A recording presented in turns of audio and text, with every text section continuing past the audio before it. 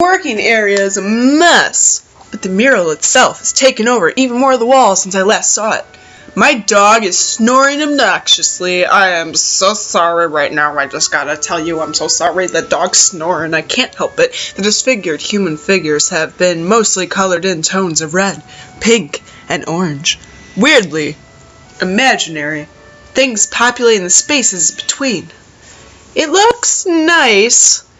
I can't think of any word that would describe the work concisely and comprehensively, so I settle myself on nondescript nice. Noise. But honestly, it seems that the area around the wall becomes untidier at the same rate as the mural progresses. The ground is littered with dozens of paint cans, various art supplies, and empty soda bottles. Rin herself is the center of this chaos, standing there looking very cozy as if she was a natural part of the scene. Her pant legs have been rolled up to her knees, exposing her thin legs, which sport a drying spectrum of war paintings, similar to those on Emmy's face. Emmy sprints to Rin ahead of me and gleefully jumps in front of her. I'm back! That was fast. Did you run in the corridors again? Hisayo helped me. Emmy points victoriously at me. Rin turns around, following Emmy's fingers with her eyes, looking at my general direction.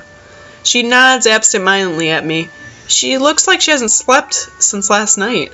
A vacant, glazed stare that's focused slightly off me in movements like in a slow-motion movie.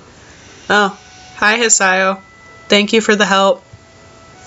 Oh, gee, don't mention it. I just did. Oh, never mind. Looks like you made progress. It's looking good as far as I can tell. But now you get more bad luck. Oh, I know, but I'm willing to take the risk. That's a very nice thing to say. For me, of course, not for you. This is why artists are always unlucky. They have to constantly look at their unfinished paintings. So artists can't find romance. Their favorite TV shows are canceled, or they die young because of an unspecified disease. It's a deep and mysterious law of the universe. Unless they're blind. She considers us for a while, looking like she's going to fall asleep. There is a boy. At the art club, you see? Blind boy, so he doesn't see. You already told me this. I glance sideways at Emmy, and she glances back in a way that tells she has heard this one before, too. Neither of us say anything to Rin, though, so she continues her monotone soliloquy. Soliloquy, like an unfunny stand-up comedian. He should become an artist. No bad luck, guaranteed. Don't you think that would be a good idea? That only blind people should become artists? No, not that much. You might have a point. Abandoning this train of thought, she turns again to consider her work and starts humming a tune that I think I recognize, but can't remember the name of. I bet it's All the Single Ladies by Beyonce. It's like... That's what Hisayo listens to. Emmy arranges the supplies we brought and moves a few paint cans around, trying to bring some organization to the scene. Emmy, I need the Prussian blue paint. Prussian? Prussian? Which one's the Prussian blue? She's staring helplessly at 7 or 8 cans, each with a different tone of blue. It's the one with the Prussian blue paint in it. Jeez, Rin, you're not helping at all. I look around as well, even though I don't know what Prussian blue looks like either. I wonder what blue has to do with Prussia. What's a Prussia? Prussia? The name sounds vaguely familiar, but I can't place it. While none of the blues look more Prussian than the other, the small print on the labels is legible enough to determine that none say anything about the contents of being Prussian. There's no Prussian blue here. Emmy heaves a sigh. I guess I have to go back and get some. I promised to help with our class project, though, so I'll be back a bit later. Can you manage without it for a few hours? Rin nods, and so Emmy leaves. Like a tree. I stay because I like watching Rin paint, and because I have nothing better to do. I sit on a box and pick up today's book from my bag. It's a story about 3 guys drinking beer for 2 weeks straight, doing little else. Rin moves from the spot and was in need of the blue and then starts slowly working on another. Her foot works the brush steadily against the plastered wall. Layers of paint on top of layers of paint. The mural slowly gains more form. I turn the pages at a leisurely pace. In this chapter, they're drinking beer at the protagonist's friend's place. In the previous ones, it was the protagonist's own apartment. It's not a page-turner kind of book. A slice of someone's imaginary life that makes me wonder why it had to be written. Why, indeed. The reason for doing something creative, it's something incomprehensible. Like why Rin does paintings. It feels like she and Emmy are the same, going squarely against their fates as if it's just out of spite. Rin even said something like that. Do something you can't just because you can. Is that what she meant? Is that her reason? It might be Emmy's. She comes off as quite a headstrong person. Rin doesn't give off that kind of air. Thinking about it, she doesn't give off any kind of air, or maybe a different kind every time I talk with her. Why does she say what she said? Why does she or anyone at all paint or draw or sculpt or write? I've never had much of a creative impulse, so I don't think I could really understand it. It makes me feel hollow.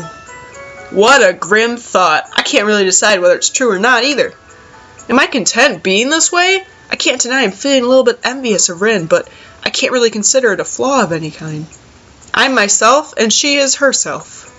Still, I do need to find something that could make me feel a little less lost about myself, instead of just drowning myself in these books as I did in the hospital. I can't help but feel disoriented. The new school, lifestyle, and people around me contribute heavily to this sensation. I'm trying my best to fit into existing social circles, and most of the people I've met have been really nice. It still feels like I'm an outsider, though, like I don't belong. I shake the feeling off, realizing that I'm spacing out. I've neither turned a page of the book nor done anything for Rin. She's trying to pour some paint from a big can using only her feet, having not bothered to ask me. Or maybe she did and I didn't hear it. Either way, it looks really unstable. Look at those feet! Whoa! I quickly jump to help her, as it looks like she's about to spill the entire contents of the can all over the pavement. I take the can from her feet and pour some in the bowl. She doesn't say anything, and neither do I.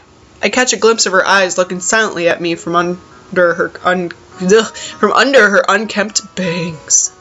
It's an unreadable expression, a perfect poker face, mixed with a hint of something like mild surprise. I wonder what she's thinking. Maybe she's wondering about what I'm thinking. Maybe nothing. Penny for your thoughts. Do you have any pennies with you? No. Then I don't think I will tell. I'm not thinking about anything either, so you're in luck. Except now I just did.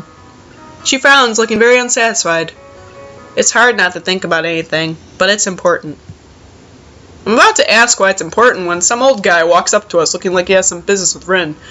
What is this guy? What is his voice? Look at his belly! Oh, good afternoon, how's it going? I can make it. Rin doesn't take her eyes off the wall and responds so naturally that I can only assume they know each other. I haven't seen the man before, so I naturally wonder who he might be. Maybe a teacher? His hair had faded to a silvery gray, so much so that it looks artificially dyed. I hope that's not the case. Small, round glasses hang off the bridge of his nose, but it appears he's constantly looking over the lenses rather than through them. He's studying the mural intently over said glasses. Oh, good. What bold composition you have here, Rin. He moves to inspect the mural closer, talking to himself about it in a way that makes it obvious he wants us to hear it too. Very good indeed. I don't really know what to make of this, but Rin doesn't seem to care much. She's looking around her working space, the various bowls of different tones scattered all over. Hisayo? What? A little more of this. Well, give me a second. I pour a 50-50 mix of 2 paints into the bowl to create more of the same pale pink tone Rin was using to fill up the shape of a man's face. Rin watches me doing so, which makes me feel nervous. Her face is so unassuming that it feels like she's just waiting for me to do something wrong. The man turns to reckon me as well, looking surprised as if he noticed my presence only just now. Maybe he did. Why, hello there! Who might you be? I don't know what is happening. I can't do his voice. I'm a transfer student, class 3-3. Hasayo Nakai. Nice to meet you. Mito's class, eh? Well, I won't hold that against you. Ha! He laughs so loud, some birds fly away. I'm Shinichi. What is this? Shinichi no Maya? Shinichi no Miya? I'm an art teacher. So this is the art teacher. In retrospect, should have guessed that much. She even looks like one, as far as first impressions go. How did you come up with ending up assisting my protege? I guess I'm a little interested in art club. I blurted out partially inadvertently. What do you mean? Nothing specific. Wonder if I could come by sometime, even just to observe stuff. I've been thinking I should join some club or something, so... It's in no way a premeditated move, but a vague sense of determination has really been building inside of me for the past week. I want to do something. I want to belong somewhere. Might as well be the art club, my shortcomings notwithstanding. The teacher seems pleased. Oh, you want to join? Well, we always welcome new people, of course. Club meetings are normal enough. We study various aspects of the fine arts and try our hands at them as well. What feat? He gives an embarrassed cough. But Rin doesn't seem to mind. I take a small amount of comfort from the fact that I'm not the only one with vocabulary difficulties in the school. Nomaya rebounds from his faux pas by theatrically checking the time from his huge gleaming pocket watch and slaps his forehead even more theatrically. I really must take my leave now, but if you have any questions, I'm sure Tezuka can clarify. Somehow mentioning clarify and Rin in the same sentence doesn't feel right. However, I don't say as much to the teacher since he seems to be in a hurry. Tezuka, I'm pleased to see this little project is going so well. I just stopped by to remind you to not run off by yourself tomorrow. I've invited certain people to the festival for you, and I'm sure they'd like to meet you as well. I hope I'll see you on Monday then, Nakai. Teacher leaves, and we are left by ourselves again. Rin is still painting as if nothing notable happened. Since nothing in fact did, I'm left wondering what on earth is wrong with me. Art and I haven't worked well in the past, at least judging from the grades I used to have in middle school. Maybe a club will be different. Who knows? I try to come up with something meaningful to ask about it, but to no avail. I'll just go to a club meeting and see how it goes. So we invite some people tomorrow just to check out your painting? He has a lot of art friends. They like to talk about art. I think he wants me to talk about art. Somehow I get the feeling you are too thrilled. Rin shrugs non-committedly. At least still gives the impression of her general displeasure at the idea of having to discuss her painting or any painting with other people. I don't really like talking about art. It is already a way to talk without talking, so why bother talking about it? I get ya. It's like being bored and talking about being bored because you are bored. Okay, now I'm not following you. Have you ever talked about being bored? It's pointless, not very exciting. All you really can say is, I'm so bored. I once spent a week trying to think of something meaningful to say about boredness. It was the most boring week I've ever had. But that's pretty fitting, don't you think? Rin gives me a look, the laconic kind that looks like it doesn't mean anything, but it does. Anyway, I don't know. I guess I just rarely come up with these things to say about art.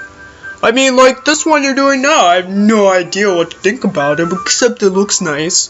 What you painting about? It's not about anything at all. That's what I'd like to say, so I did. But that was a small lie. I said anyway because I would kind of like it to be true. Teacher wanted me to do this, but I didn't have any ideas. I tried to have some, but nothing happened. So now this is a painting without any ideas. What are you painting? No idea. Come to think of it, I think I'll call this no idea. Now I'm starting thinking again. This is bad. What? She shakes her head vigorously for a while, trying to shake thinking out of her head. That amber red hair flies wildly about. This is why I had Emmy help me. She makes it easy to not think about anything. You know, how she just talks about nothing for hours. It's like her head is made of bubblegum foam bath jelly. You are kind of the same, but not really. It's very helpful if you stay here. Yeah, I'm not sure if that's a compliment or not. It's probably neither, with RIN being the overly neutral person she is. So is there anything specific you'd like me to do to make you not think? Just be. So without knowing what to do, I just sit on an empty box, watch her continue painting, oddly leafing the pages of the beer-drinking book. It's like deep, man. Just be, man.